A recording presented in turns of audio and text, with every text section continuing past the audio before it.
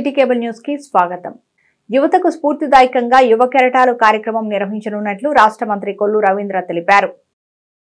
రాష్ట్ర గనులు, భూగర్భ వనరులు, ఎక్సైజ్ శాఖ మంత్రి కొల్లు రవీంద్ర ఆర్ఎండ్బి అతిథి గృహంలో జిల్లా కలెక్టర్, జాయింట్ కలెక్టర్ అధికారులతో కలిసి యువ కెరటాలు కార్యక్రమ సన్నాహక సమావేశం నిర్వహించారు. ఈ సందర్భంగా మంత్రి మీడియాతో మాట్లాడుతూ గత ప్రభుత్వ విధానాల వల్ల నిస్తేజంగా ఉన్న యువతను చైతన్యవంతం చేయటకు, వారిలో నూతన ఉత్సాహం, ఉత్తేజం కలిగించేందుకు, వారిలో స్ఫూర్తి, ఆత్మస్థైర్యం నింపేందుకు 2025 జనవరి మొదటి వారంలో యువ కెరటాల కార్యక్రమం నిర్వహించనున్నట్లు మంత్రి తెలిపారు. ఈ మేరకు జిల్లా కలెక్టర్ సంబంధిత అధికారులతో చర్చించినట్లు తెలిపారు. టూరిజం అభివృద్ధిలో భాగంగా వచ్చే ఫిబ్రవరిలో బీచ్ ఫెస్టివల్ నిర్వహిస్తామన్నారు. మచిలీపట్నం పోర్టు పనులు, ఫిషింగ్ హార్బర్ పనులు వేగవంతంగా జరుగుతున్నాయని 2 వారాలకోసారి పోర్టు పనులు సమీక్షిస్తున్నట్లు మంత్రి తెలిపారు. నగరంలో పెండింగ్ లో ఉన్న రోడ్ల అభివృద్ధికి చర్యలు తీసుకుంటున్నట్లు తెలిపారు. కృష్ణా విశ్వవిద్యాలయం ఆధ్వర్యంలో డిసెంబర్ 10 నుంచి 12 వరకు విజయవాడ కేబీఎన్ కళాశాలలో నిర్వహించు Krishna Taranga inter college at youth festival brochure ను మంత్రి ఈ సమావేశంలో విడుదల చేశారు. ఈ సమావేశంలో జిల్లా collector DK Balaji, joint collector Geetanjali Sharma, DRO K Chandrasekhararao, RDO K Swathi, DO PV J Ramarao, DSP MD Abdul Subhani, నగరపాలక సంస్థ commissioner Bapiraju, university registrar professor K Sobhan Babu, rector Basaveswararao తదితరులు పాల్గొన్నారు. మరి ముఖ్యంగా 2014 నుంచి 2019 వరకు మేము చేసినటువంటి యూత్ కోసం, యువతలో ఒక చైతన్యం తీసుకురావడం కోసం యువ కెరటాల ప్రోగ్రాం కూడా మరి స్టార్ట్ చేయడానికి డిసెంబర్లో ఫస్ట్ వీక్లో ప్లాన్ చేస్తున్నాం. దానికి సంబంధించి సంబంధిత అధికారులతో, అంటే యువతలో ఒక నూతనమైనటువంటి ఉత్సాహం రావాలి. నిర్వీర్యం అయిపోయారు, చదువుకుంటే మాకేమొస్తుంది అన్న టైప్లో పిల్లలు అన్ని రకాలుగా కూడా నష్టపోయారు. అదే కాకుండా వేరే రకమైనటువంటి ఆలోచనతో గంజాయి, డ్రగ్స్, గత పాలకులు చేసినటువంటి పాపాలకి చాలామంది యూత్ వాళ్ళ జీవితాలను కోల్పోయారు. ఇవాళ వాళ్ళ తల్లిదండ్రులు క్షోభను అనుభవిస్తూ ఉన్నారు. ఇవన్నిటి కూడా ఒక అవగాహన కలిగించడానికి, యువతలో కూడా ఒక స్ఫూర్తిని, ఒక ధైర్యాన్ని, ఒక ఆత్మస్థైర్యాన్ని కలిగించడానికి యువ కెరటాల ప్రోగ్రామ్ డిసెంబర్ ఫస్ట్ వీక్లో చేస్తున్నాం. అదే కాకుండా టూరిజం కింద మందులో ఫిబ్రవరి మాసంలో బీచ్ ఫెస్టివల్ కూడా కండక్ట్ చేయడానికి నిర్వహణ కార్యక్రమాలు ఏ రకంగా చేయొచ్చు అనేది గతంలో ఉన్నటువంటి అనుభవాలతో 2018లో ఫస్ట్ టైం, బందర్ చరిత్రలో ఫస్ట్ టైం బీచ్ ఫెస్టివల్ చేశాం. దాదాపు 3 రోజుల ప్రోగ్రాం అనుకుంటే అదనంగా ఇంకో 2 రోజులు అదనంగా కూడా నడిచినాయి. మరి ఆ రకంగా ఆ రోజున ప్రజలు కూడా పెద్ద ఎత్తున దాదాపు 10 లక్షల మంది ఆ 3 డేస్లో రావడం, టౌన్ మొత్తం కూడా ప్యాక్ అయిపోయింది. మరి అలాంటి ఒక ఫోకస్ తీసుకురావడానికి, ఒక బీచ్ ఫెస్టివల్ కండక్ట్ చేయడానికి విద్యార్థి దశ నుంచే పోటీతత్వం అలవర్చుకోవాలని Narayana e techno school principal Vinnakota Harini అన్నారు. ఆర్ఎస్టీ విద్యాసాగర్ పర్యవేక్షణలో నారాయణ ఈ టెక్నో స్కూల్లో ప్రిన్సిపల్ విన్నకోట హరిణి నేతృత్వంలో ఉపాధ్యాయ బృందం hunt for the best orator Narayana అనే థీమ్ తో మాస్టర్ ఆరేటర్ కాంటెస్ట్ ను ఉత్సాహభరితంగా నిర్వహించారు. నారాయణ పాఠశాలల బ్రాంచ్ స్థాయిలో లెవెల్ 1లో గెలుపొందిన విద్యార్థులతో లెవెల్ 2 స్థాయి పోటీలు నిర్వహించారు. అవనిగడ్డ, గుడివాడ, మచిలీపట్నం బ్రాంచుల నుంచి ఒక్కొక్క బ్రాంచ్కి 36 విద్యార్థుల చొప్పున 108 విద్యార్థులు ఈ మాస్టర్ ఆరేటర్ కాంటెస్ట్ పోటీల్లో పాల్గొన్నారు. గెలుపొందిన విద్యార్థులకు విజయవాడలో నిర్వహించే లెవెల్ 3 జిల్లా స్థాయి పోటీలకు ఎంపిక చేయడం జరుగుతుందని soft skill department head RST Vidyasagar తెలిపారు. ఈ కార్యక్రమంలో AGM Sumanth, academic dean Arja Sivasankar, soft skills trainer Jason, AO Viswanathapalli Ravikumar, ఉపాధ్యాయులు తదితరులు పాల్గొన్నారు. At Machilipatnam Narayana branch, we are going to conduct Master Orator Contest Level 2. So all the students from 3 different branches like Avanigadda, Gudivada and Machilipatnam gathered here for Level 2. We have completed preliminary round 1 at branch level, preliminary round 2 at branch level, and Level 1 also they have participated, and now they are competing in Level 2. So the qualifiers of Level 2 will be participating in Level 3 Grand Finale. So here each and every participant is participating. పేదల వైద్యానికి కూటమి ప్రభుత్వం అత్యధిక ప్రాధాన్యత ఇస్తోందని Avanigadda MLA మండలి బుద్ధప్రసాద్ తెలిపారు. CMRF ద్వారా ఇప్పటికీ 42,06,378 రూపాయల ఆర్థిక సహాయం అందజేస్తున్నట్లు ఎమ్మెల్యే మండలి బుద్ధప్రసాద్ తెలిపారు. అవనిగడ్డలో ఎమ్మెల్యే కార్యాలయంలో నియోజకవర్గంలోని పలు గ్రామాలకు చెందిన 29 మంది లబ్ధిదారులకు 21,01,290 రూపాయలు సీఎంఆర్ఎఫ్ ఆర్థిక సహాయం చెక్కులు పంపిణీ చేశారు. పేదల వైద్యానికి కూటమి ప్రభుత్వం అత్యధిక ప్రాధాన్యత ఇస్తోందన్నారు. తమ ప్రభుత్వం అధికారంలోకి వచ్చిన అనతి కాలంలోనే 59 మంది లబ్ధిదారులకు సీఎంఆర్ఎఫ్ ద్వారా 42,06,378 రూపాయలు ఆర్థిక సహాయం అందజేసినట్లు వివరించారు. ఎన్టీఆర్ వైద్య సేవ పరిధిలోకి రాని వైద్య చికిత్సలు, ఆపరేషన్లు చేయించుకున్న వారికి రాష్ట్ర ముఖ్యమంత్రి చంద్రబాబు మానవతా దృక్పథంతో విరివిగా ఆర్థిక సహాయం అందిస్తున్నారన్నారు. నా పేరు అప్పికెట్ల శివనాగరాజు, మాది మేడమెత్తలంక, మోగదేవి మండలం. మరి నాకు ఆగస్టులో 24 కడుపు నొప్పి వచ్చింది, ఆపరేషన్ చేశారు. దాదాపు 40 చిల్లర అయింది.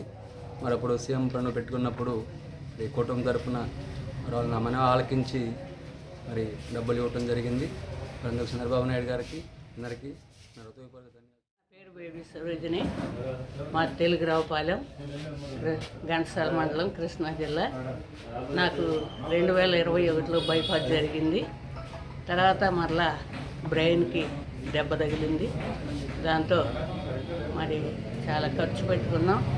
అయినా కూటమి వారు నా మనవి అంగీకరించి మరి నాకు మంచి ఆరోగ్యానికి కొంత సహాయం చేశారు.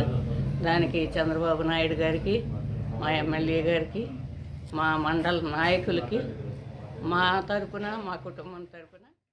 ఫెడరల్ బ్యాంకు ద్వారా విస్తృత సేవలు అందిస్తున్నట్లు bank regional head Jayasekhar Reddy తెలిపారు. ఫెడరల్ బ్యాంకు ద్వారా విస్తృత సేవలు అందిస్తున్నట్లు bank regional head Jayasekhar Reddy తెలిపారు. రాష్ట్రంలో 41వ ఫెడరల్ బ్యాంకు శాఖను మచిలీపట్నంలో ఆయన ప్రారంభించారు.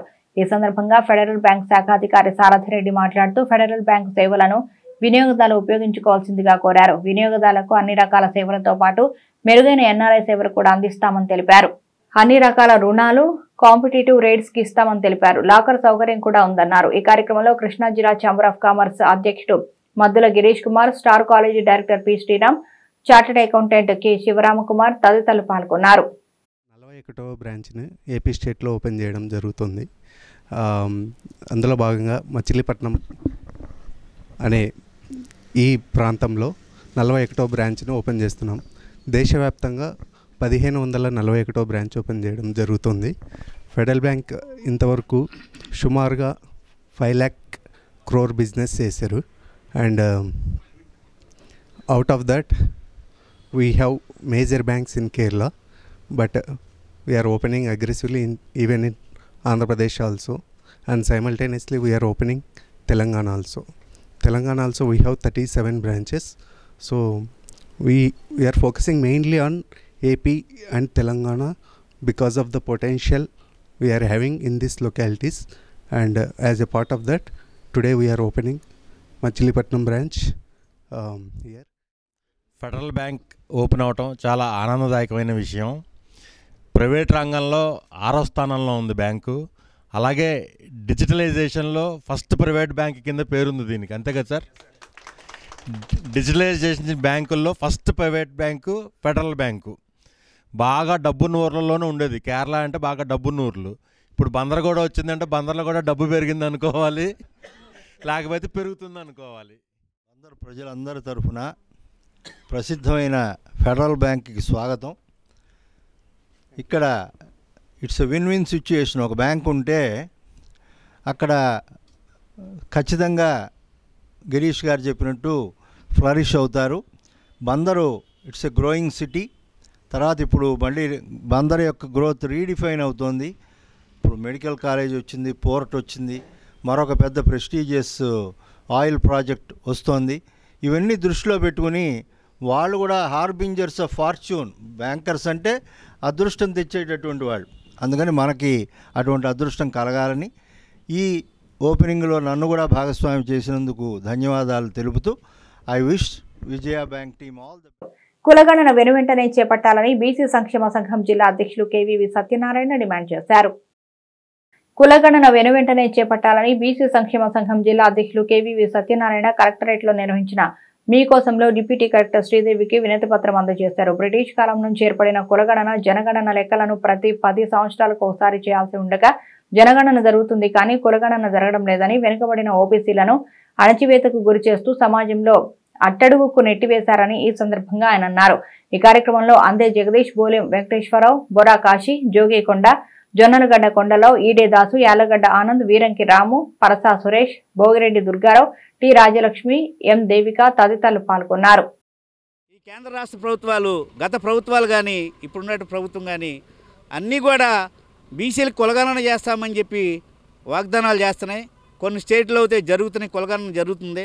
కానీ కులగణన అనేది చేసి మరి మా బీసీల తలరాతలు మారుస్తారని చెప్పి కేంద్ర రాష్ట్ర ప్రభుత్వాలని కోరుకుంటూ ఇప్పటికైనా సరే బీసీలు రాబోయే తరానికైనా ఇది మా ఉద్యమాలు పనిచేస్తాయని చెప్పి మేము మీకు విన్నవించుకుంటున్నాం. బీసీలారా మేలుకోండి.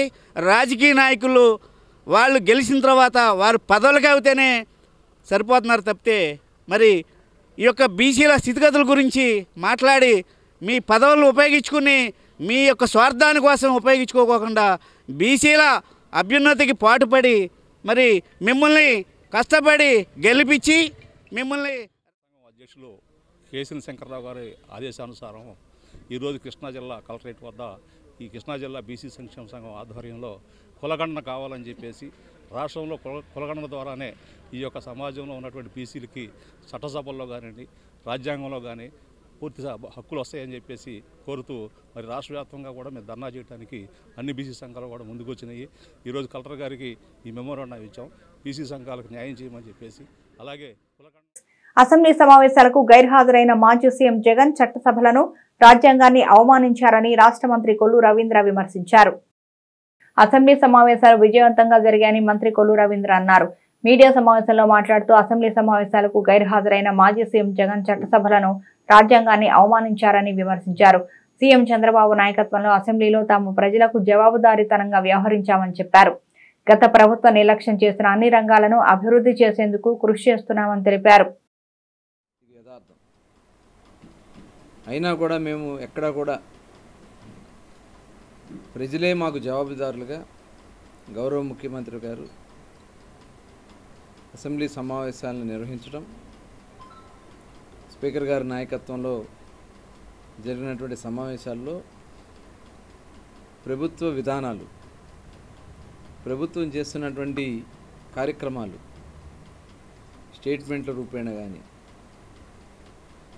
అలాగే సభ్యులు అడిగినటువంటి ప్రశ్నలకు సమాధానాలు కానీ, ఇలా బిల్స్ కానీ ఈ సమావేశంలో పెట్టుకుని దాదాపుగా 2,97,000 కోట్ల రూపాయల బడ్జెట్ను కూడా ప్రవేశపెట్టుకుని గత ప్రభుత్వం నిర్లక్ష్యం చేసినటువంటి అన్ని రంగాల్ని కూడా అభివృద్ధి పదంలో నడపడానికి తీసుకోవాల్సినటువంటి కార్యక్రమాలన్నీ కూడా ఈ సభల ద్వారా ప్రజలకు తెలియజేసి మేము ముందుకెళ్తున్నాం. అందుట్లో ప్రధానమైనది పోలవరం నిర్మాణం.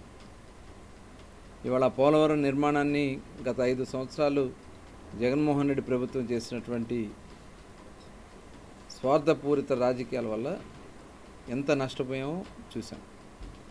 అదేవిధంగా అమరావతి నగరం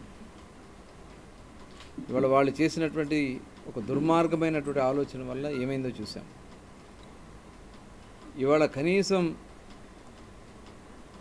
హైకోర్టు బెంచ్ గురించి కనీసం మాట్లాడినటువంటి వ్యక్తులు ఇవాళ కర్నూలులో హైకోర్టు బెంచ్ పెడుతున్నామని చెప్పి అసెంబ్లీ సమావేశాల్లో తీర్మానించడం కూడా జరిగింది. అంటే ఈ ప్రభుత్వం ఎంత జవాబుదారీగా ఉంది, ప్రజా సంక్షేమం పైన, ప్రజల అభివృద్ధి కార్యక్రమాలపైన, ఈ రాష్ట్ర భవిష్యత్తు పైన ఎంత జవాబుదారీగా ఉందనేది ఈ సమావేశాల ద్వారా మేము చూపించడమే కాకుండా ఇవాళ చాలా సంస్థలు ఆంధ్ర రాష్ట్రంలో పెట్టుబడులు పెడతామని చెప్పి ఇవాళ అనేక సంస్థలు వస్తున్నాయి. చంద్రబాబు నాయుడు గారి మీద ఉన్నటువంటి నమ్మకం, ఈ రాష్ట్రంలో ఉన్నటువంటి మానవ వనరులు సక్రమంగా వినియోగించగలిగినటువంటి నాయకుడు చంద్రబాబు నాయుడు గారు. అందుకనే మొన్న టాటా సంస్థ వాళ్ళు వచ్చినా, రిలయన్స్ సంస్థ వాళ్ళు వస్తూ ఉన్నా, ఇవాళ అనేక సంస్థలు రెన్యూబుల్ ఎనర్జీలో ఒక పాలసీ ఇచ్చాం. ఇవాళ ఏదైతే గ్రీన్ ఎనర్జీ ఉంటుందో దానికి ఒక policy, tourism policy, sports policy, ఇవాళ ఈ రాష్ట్రంలో క్రీడలను ఏ రకంగా ప్రోత్సహించాలో ఒక పాలసీ తయారు చేసి అసెంబ్లీలో కూడా ప్రవేశపెట్టడం. ప్రజల నుంచి అందే అర్జీలను అత్యధిక ప్రాధాన్యతతో సకాలంలో పరిష్కరించాలని జిల్లా కలెక్టర్ డికే బాలాజీ జిల్లా అధికారులను ఆదేశించారు. నగరంలోని కలెక్టరేట్ సమావేశ మందిరంలో జిల్లా కలెక్టర్ సంయుక్త collector Geetanjali Sharma, DRO K Chandrasekhararao, KRR CSDC Sridevi, Machilipatnam RDO K స్వాతిలతో కలిసి వివిధ ప్రాంతాల ప్రజల నుంచి అర్జీలను స్వీకరించారు. జిల్లా కలెక్టర్ అర్జీదారుల సమస్యల వివరాలను అడిగి తెలుసుకుని వీలైనంత త్వరగా సానుకూలంగా వారి సమస్యను పరిష్కరించాలని అధికారులకు సూచించారు. ముఖ్యంగా వృద్ధుల సమస్యలను వేదిక నుంచి కిందకు దిగివచ్చి ప్రత్యేక శ్రద్ధతో విని ఆలస్యం చేయకుండా పరిష్కరించాలని సంబంధిత అధికారులను ఆదేశించారు. ఈ కార్యక్రమంలో DSOP Parvathi, ICD SPD Suvarna, DMHO doctor Geetabai, ZPCO EOK Kannababu, housing PD Venkatrao, డ్రామా పీడీ శివప్రసాద్ యాదవ్, ఉద్యానాధికారి జ్యోతి, డిఈఓ రామారావు, మత్స్యశాఖ అధికారి చంద్రశేఖర్ తదితర అధికారులు పాల్గొన్నారు. సిటీ కేబుల్ న్యూస్ సమాప్తం.